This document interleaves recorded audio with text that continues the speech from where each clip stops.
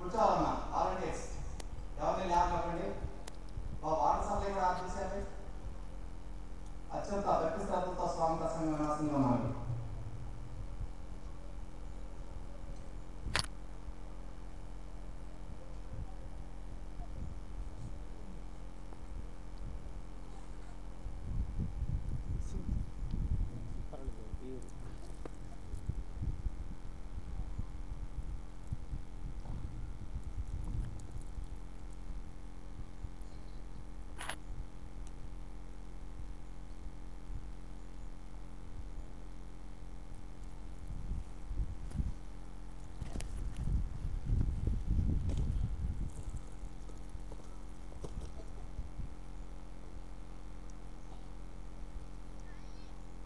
శ్రీ విశ్వ విజ్ఞాన విద్యా ఆధ్యాత్మిక పీఠ సభా సభ్యులకు, సభ్యేతరులకు, అతిథులకు, పత్రికా పాత్రికేయులకు మా హృదయపూర్వక మనస్సువాంజలులు. శ్రీ విశ్వ విజ్ఞాన విద్యా ఆధ్యాత్మిక పీఠం యొక్క మధ్యాహ్న భాగంలో జరిగేటువంటి ఆధ్యాత్మిక సదస్సులో ఈ రోజున మనం సద్గురుమూర్తి యొక్క సన్నిధానంలో స్వామి యొక్క ప్రబోధాత్మకమైనటువంటి సందేశాన్ని పొంది తరించాలనేటువంటి లక్ష్యంతో మనం ఇక్కడ కూర్చున్నాం. ఉదయం భాగంలో జరిగినటువంటి ఉపన్యాసంలో ఈ సభ యొక్క విశిష్టత, ఆ సభలో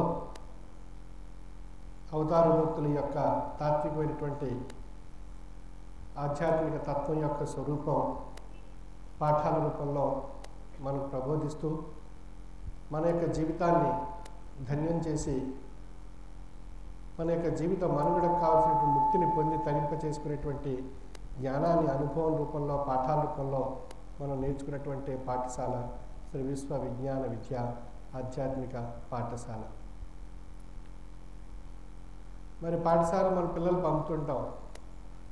పిల్లలు పంపినప్పుడు వాళ్ళు చదువుకొని మంచి విద్యాబుద్ధులు పొంది మంచి ఉన్నతమైనటువంటి ఉద్యోగాలు పొందాలనేటువంటి సంకల్పంతో మనం పిల్లల్ని స్కూలుకి పంపించి వారి కాళ్ళ మీద వారు నిలబడి వారు జీవితాన్ని గడపాలనేటువంటి భావన మనందరికీ ఉంటుంది. అదేవిధంగా మనం ఇక్కడ తాత్విక పాఠశాలలో పాఠాలు నేర్చుకోవడానికి సద్గురుమూర్తి యొక్క సన్నిధానానికి వచ్చాము.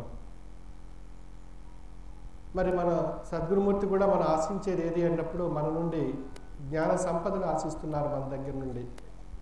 మరి ఆ జ్ఞాన సంపదను మన సద్గురు నుండి పొందినప్పుడే తల్లిదండ్రులు తమ యొక్క సంతతి విద్యావంతులై ఉన్నతమైనటువంటి భవిష్యత్తు పొందాలనేటువంటి ఏ విధంగా ఆశిస్తూ ఉంటారో అదేవిధంగా సద్గురుమూర్తి కూడా తన యొక్క బిడ్డలు ఈ పాఠశాలలో మంచి ఉన్నత విద్య పొంది జ్ఞాన సంపత్తి పొంది ఆధ్యాత్మిక తాత్విక పరాయణులుగా పరిణామం చెందినట్లయితే సమాజంలో వారిని చూసి నేర్చుకునే అనేక మంది వారిగా తాత్వికులుగా మారి ప్రపంచంలో శాంతి, సంతోషం, సుఖం అనేటువంటిది ఏర్పడతాయి.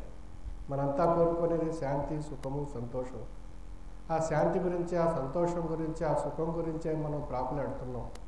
ఆ సుఖాన్ని, శాంతిని, సంతోషాన్ని పొందడానికే మనం అనేక రకాలైనటువంటి ప్రయత్నాలు చేస్తూ అందులో మనకి జడభావాలు పుట్టి దానిలో స్వార్థం ఇమిడి ఆ స్వార్థంతో అహంకారం ఏర్పడి ఆ అహంకారంతో ద్వేషం ఏర్పడి ఆ ద్వేషంలో వైరం ఏర్పడి ఆ వైరంతో అనేక రకాలైనటువంటి హింసావాదానికి పోయి మనం తీవ్రమైనటువంటి నష్టానికి గురి కాబడి మనగా నష్టపోతూ మన సమాజాన్ని హానికరమైనటువంటి విషయంగా మనం పరిణామం చెందుతున్నాం.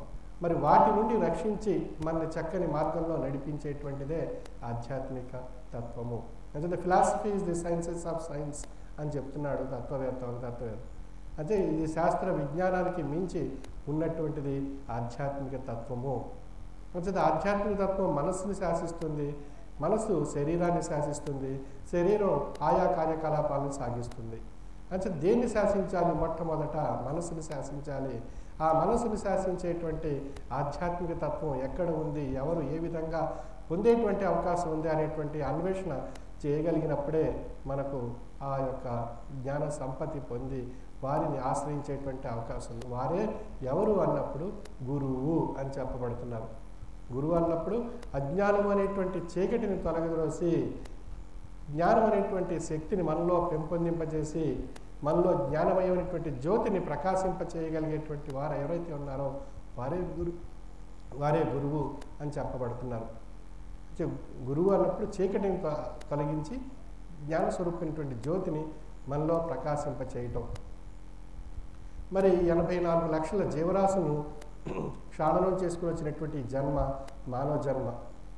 మరి అన్ని జన్మల్లోకెల్లా మానవ జన్మ ఎందుకు గొప్పది అని విశ్లేషించుకున్నప్పుడు మనకి భగవంతుడు మనకు సృష్టికర్త గొప్ప మేధాశక్తిని ప్రసాదించాడు మనకి.